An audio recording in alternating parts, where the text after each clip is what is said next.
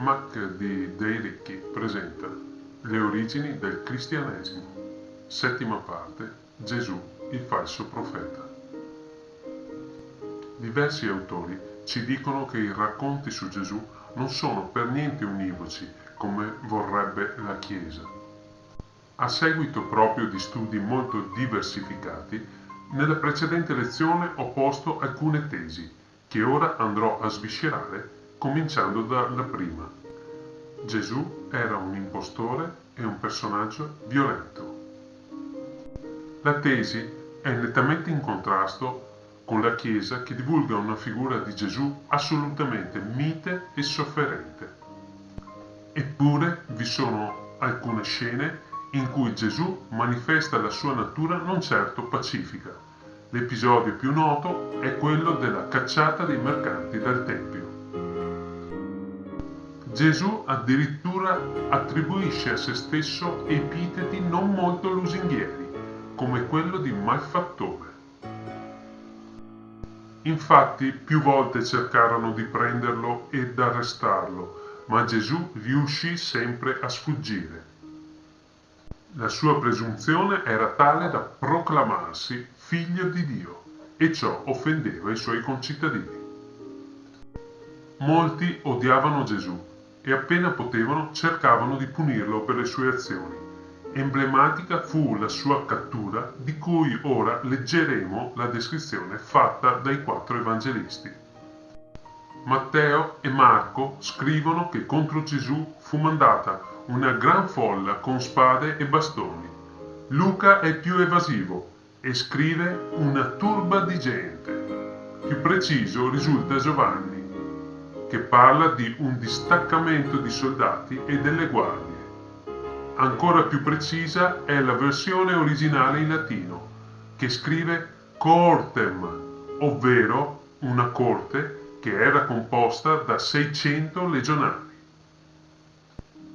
Evidentemente Gesù era armato e molto pericoloso. I motivi per cui Gesù era perseguitato si possono così riassumere: per il fatto di compiere miracoli, perché trasgrediva la legge giudaica, perché voleva farsi adorare come figlio di Dio. Oltre a Gesù, anche il famoso apostolo Paolo aveva una reputazione di poco rispetto e per questo era mal visto da chi lo conosceva. Nel Nuovo Testamento ci sono diversi brani che lasciano intendere la malvagità di Paolo. Sono proprio le testimonianze cristiane a confermare che Paolo era addirittura un assassino, avendo ordinato l'uccisione di Stefano e altri. Addirittura esistono racconti che insinuano accuse di omicidio contro Gesù. Stranamente, Gesù e tutti gli apostoli sono dipinti come personaggi innocenti che però vengono processati e condannati a morte. Evidentemente non erano persone tanto buone. Eppure nel Nuovo Testamento si trovano anche dei personaggi descritti con tinte molto fosche. Giuda Iscariota, i 2 ladroni, il falso profeta o bestia che sale dalla terra e Simone Mago. Cominciamo dal famoso traditore Giuda Iscariota. Come per le altre figure cattive, i miei studi permettono di dimostrare, attraverso l'analisi dei nomi e il confronto dei personaggi, che Giuda ne nasconde altri, chiamati con nomi non molto diversi. In particolare, Giuda coincide con Giuseppe, il padre di Gesù. Passiamo ora ai 2 ladroni crocifissi con Gesù. Anche in questo caso le scoperte sono sorprendenti e sconvolgono quello che ci è stato insegnato. I 2 ladroni sono infatti Gesù e suo padre Giuseppe.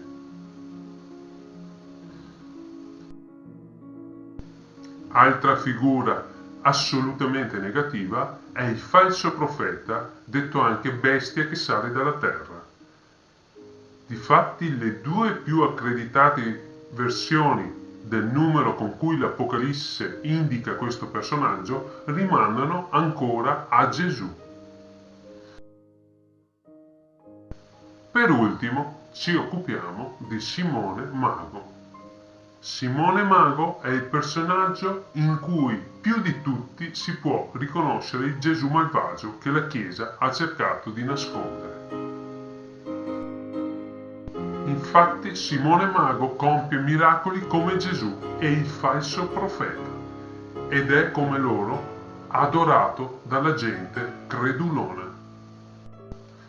Dalla vita di Simone Mago sappiamo che lui era il discepolo preferito di Giovanni Battista.